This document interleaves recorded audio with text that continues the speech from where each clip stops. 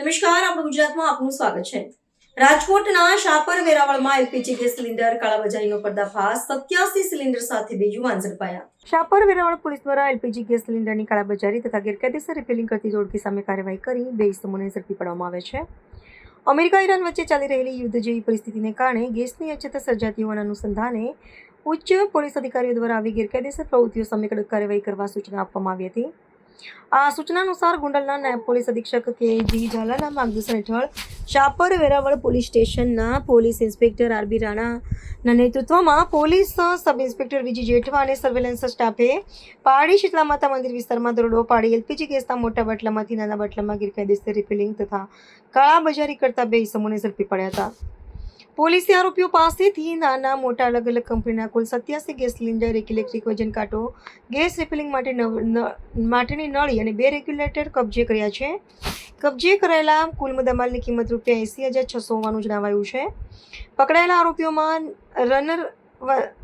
રનવરંજન કુમાર કમલકિશોર બિંદ ઉંમર વર્ષ 21 અને રાજીવ કુમાર કમલકિશોર બિંદ ઉંમર વર્ષ 19નો સમાવેશ થાય છે। બંને હાલ પીપળિયા ગામ, તાલુકો ગોંડલ, જિલ્લો રાજકોટ ખાતે રહેતા હોવાનું તેમજ મૂળ બિહાર રાજ્યના હોવાનું સામે આવ્યું છે।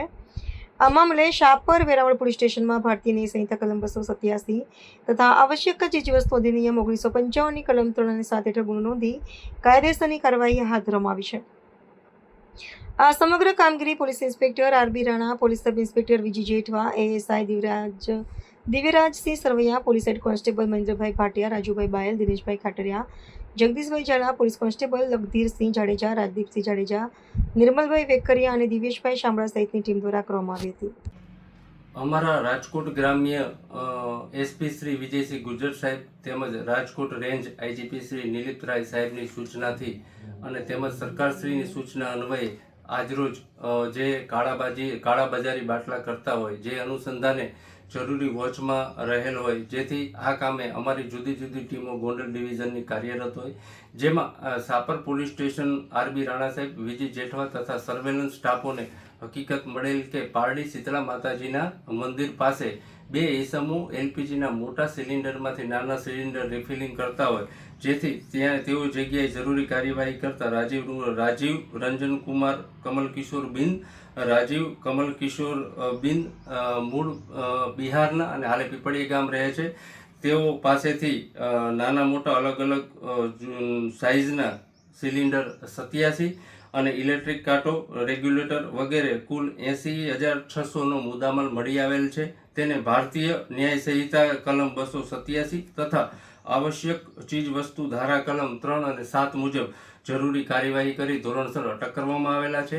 તેમજ ગોંડલ એસડીએમ ગમારા સાહેબ તથા મામલતદાર સાહેબ ગોંડલ ડોડિયા સાહેબ સાથે અમારી પોલીસની જુદી જુદી ટીમો કાર્યરત હોય આ બાબતે, જેમાં પીએસઆઈ જાડેજા ગોંડલ તાલુકા તથા મામલતદાર ડોડિયા સાહેબને હકીકત મળેલી કે બિલિયાળા ગામે રોનક પાનની કોલ્ડ ડ્રિંક્સની દુકાન આવેલી છે, ત્યાં ભરતભાઈ વાલજીભાઈ કણઝરિયાને જરૂરી કાર્યવાહી કરતા ખાલી તેમજ ભરેલા કુલ 25 સિલિન્ડર મળી આવેલા છે અને કિંમત ₹45,410 મુદ્દામાલ સાથે મળી આવેલા છે અને આ બાબતે મામલતદાર ડોડિયા સાહેબે જરૂરી કાર્યવાહી કરેલી છે અને આગળની આ બાબતની જરૂરી કાર્યવાહી ચાલુ રાખવામાં આવેલા છે અને તમામને જણાવવાનું કે કાલા સિલિન્ડર કાળાબજારી કરવામાં નહીં આવે અને જો કરવામાં આવશે તો જરૂરી કાર્યવાહી આગળ પણ કરવામાં આવશે।